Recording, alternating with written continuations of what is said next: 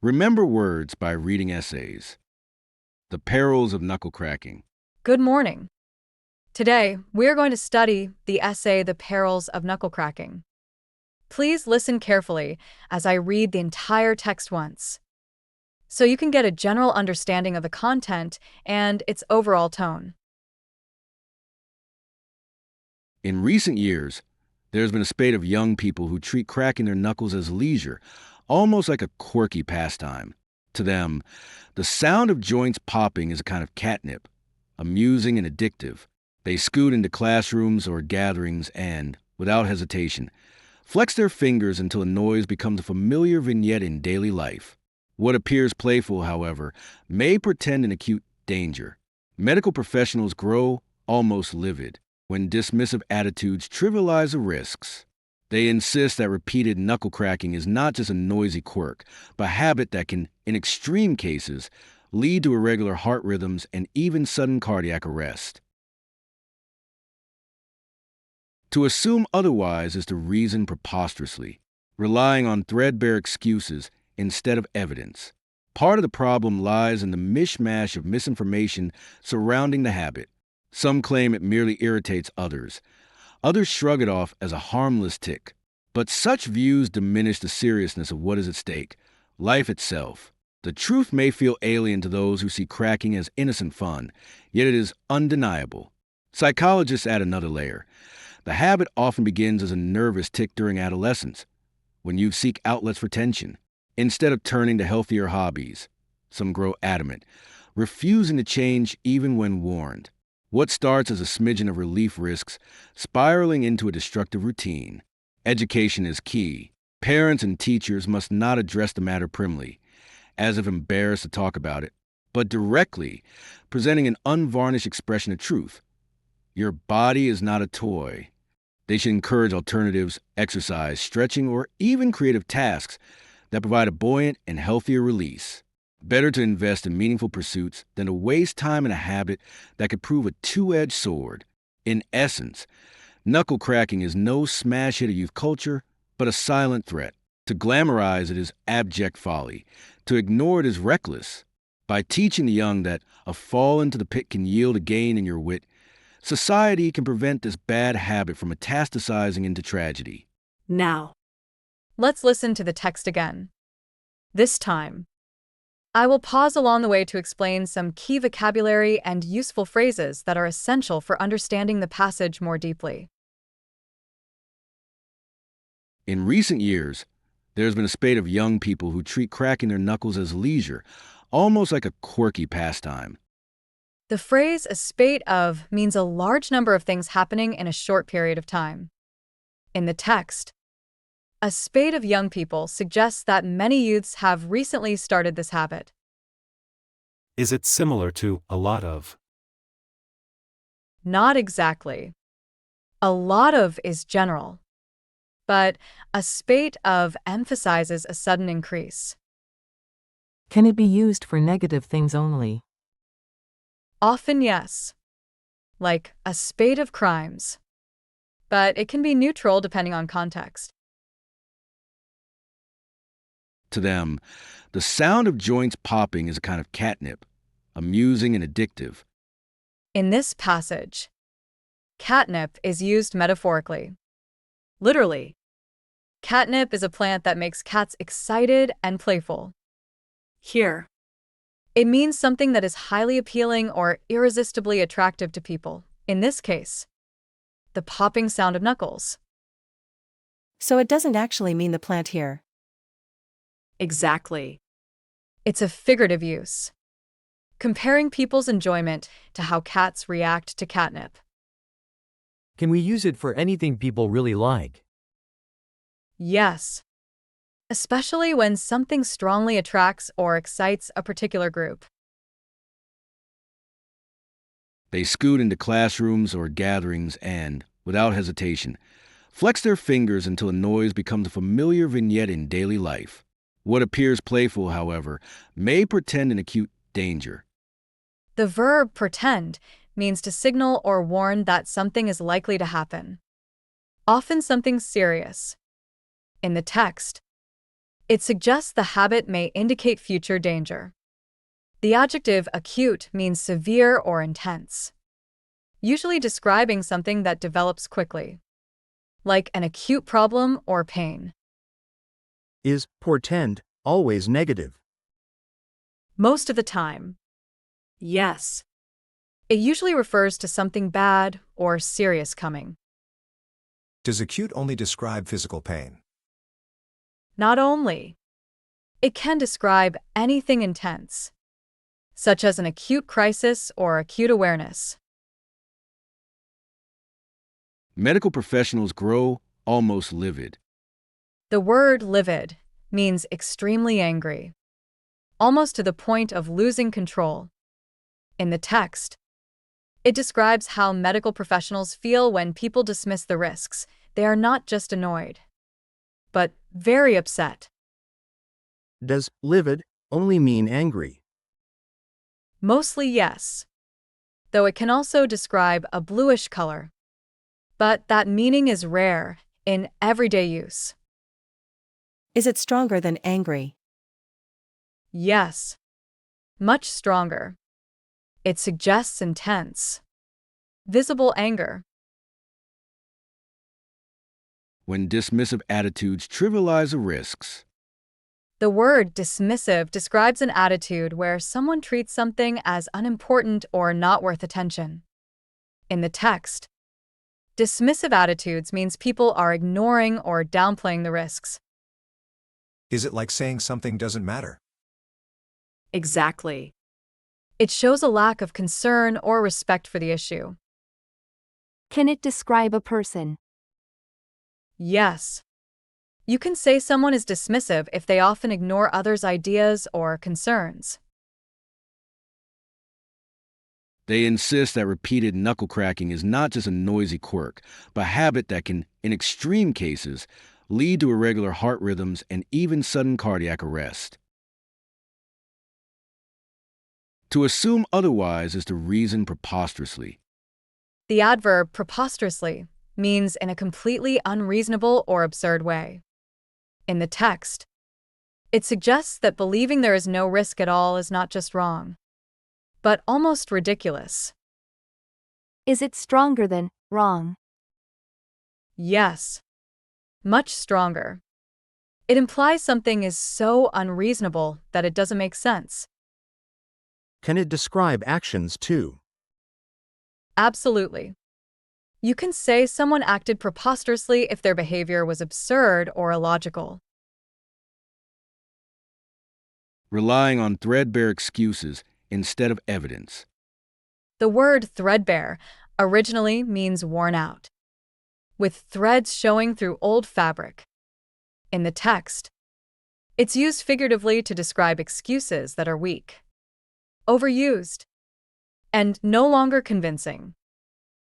So it doesn't mean clothes here. Right. It's metaphorical. It refers to ideas that have been used too much. Is it always negative? Yes. It usually criticizes something as tired or lacking strength. Part of the problem lies in the mishmash of misinformation surrounding the habit. The noun mishmash means a confused mixture of different things that don't fit well together. In the text, it refers to mixed and inconsistent information about knuckle cracking. Is it similar to mixture? Yes. But mishmash suggests disorder and lack of clarity, not just a simple mix. Can it be used for ideas? Definitely. It's often used to describe a jumble of opinions or information. Some claim it merely irritates others. Others shrug it off as a harmless tick. But such views diminish the seriousness of what is at stake, life itself. The verb diminish means to make something smaller, weaker, or less important. In the text, it describes how people downplay or reduce the seriousness of the issue. Is it only about size? Not only physical size. It can also refer to importance, strength, or impact. Can it be used in positive contexts? Yes, but it often describes something becoming less strong or less significant. The truth may feel alien to those who see cracking as innocent fun, yet it is undeniable. The phrase alien to means something that feels unfamiliar or completely strange to someone. In the text, it suggests that the truth feels foreign to people who see knuckle cracking as harmless. Does it mean something from outer space? Not here. It's figurative, meaning unfamiliar or hard to relate to. Can we use it for ideas? Yes. For example, this concept is alien to me means it feels completely new or strange. Psychologists add another layer. The habit often begins as a nervous tic during adolescence, when you seek outlets for tension. Instead of turning to healthier hobbies, some grow adamant, refusing to change even when warned. The word adamant means being very firm and determined, refusing to change your opinion or decision. In the text, it describes young people who continue the habit even after warnings. Is it the same as stubborn? Very close. But adamant is more formal and often focuses on strong determination. Can it be positive? Yes. It can be positive when someone is firmly committed to a good decision or belief. What starts as a smidgen of relief risks spiraling into a destructive routine. The word smidgen means a very small amount of something. In the text, it refers to just a tiny bit of relief that some adolescents feel when they crack their knuckles. Is it the same as little? Yes. But smidgen is more informal and emphasizes an extremely small quantity. Can it be used in formal writing? It's better in informal or spoken contexts. In formal writing, small amount is preferred. Education is key. Parents and teachers must not address the matter primly, as if embarrassed to talk about it. The word primly means in a formal, proper, or overly careful way, often in a way that seems stiff or uncomfortable. In the text, it suggests avoiding a topic because of embarrassment or excessive politeness. Is it always about behavior? Mostly yes. It describes how someone speaks or acts in a very proper, restrained manner. Does it sound positive or negative? It can be slightly negative, implying someone is too stiff or overly cautious. But directly, presenting an unvarnished expression of truth. Your body is not a toy.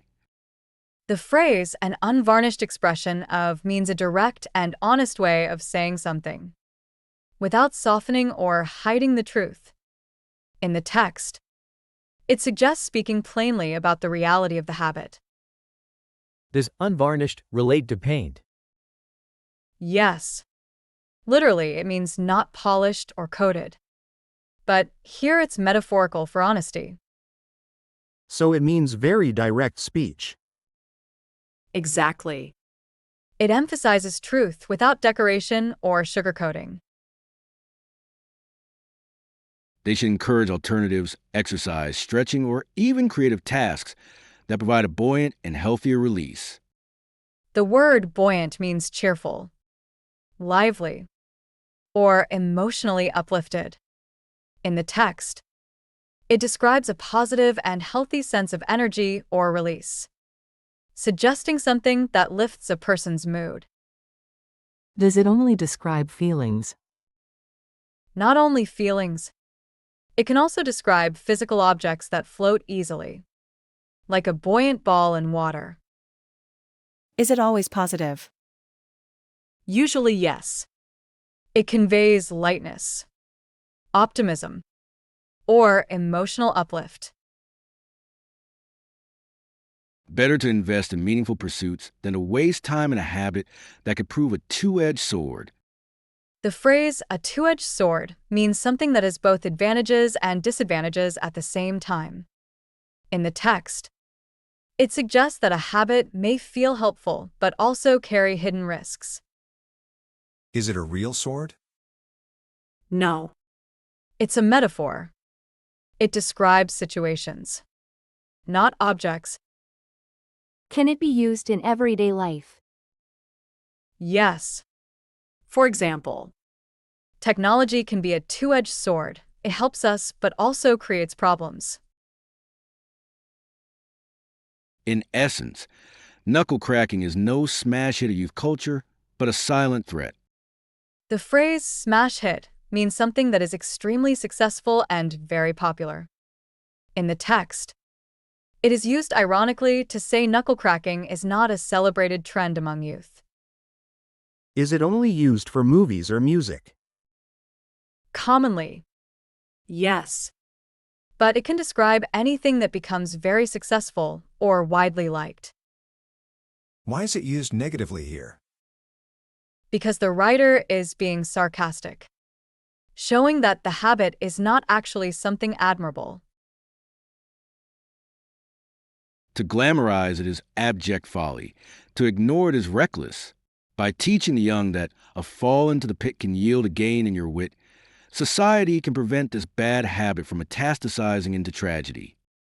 The word metastasizing originally comes from medicine, where it describes cancer spreading from one part of the body to another.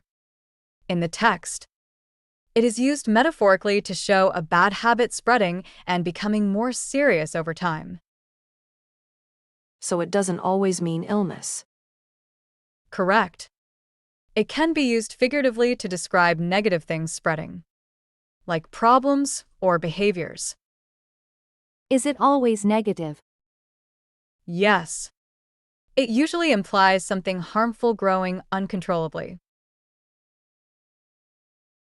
Next, we will listen to the whole text one more time. Try to follow along and see how much more you can understand after the explanations. In recent years, there's been a spate of young people who treat cracking their knuckles as leisure, almost like a quirky pastime. To them, the sound of joints popping is a kind of catnip, amusing and addictive. They scoot into classrooms or gatherings and, without hesitation, flex their fingers until the noise becomes a familiar vignette in daily life. What appears playful, however, may portend an acute danger. Medical professionals grow almost livid when dismissive attitudes trivialize the risks. They insist that repeated knuckle cracking is not just a noisy quirk, but a habit that can, in extreme cases, lead to irregular heart rhythms and even sudden cardiac arrest. To assume otherwise is to reason preposterously, relying on threadbare excuses instead of evidence.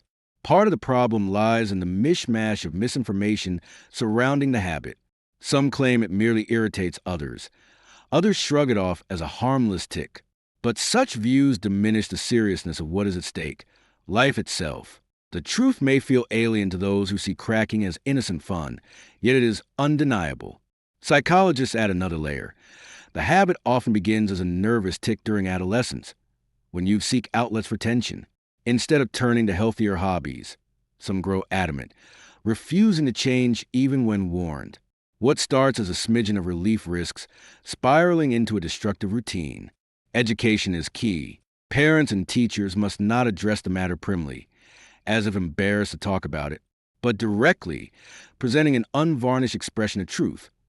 Your body is not a toy. They should encourage alternatives, exercise, stretching, or even creative tasks that provide a buoyant and healthier release. Better to invest in meaningful pursuits than to waste time in a habit that could prove a two-edged sword. In essence, knuckle cracking is no smash hit of youth culture, but a silent threat. To glamorize it is abject folly. To ignore it is reckless.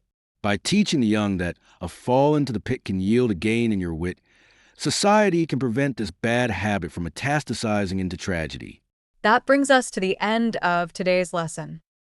Thank you for your attention. And I hope you found the session helpful.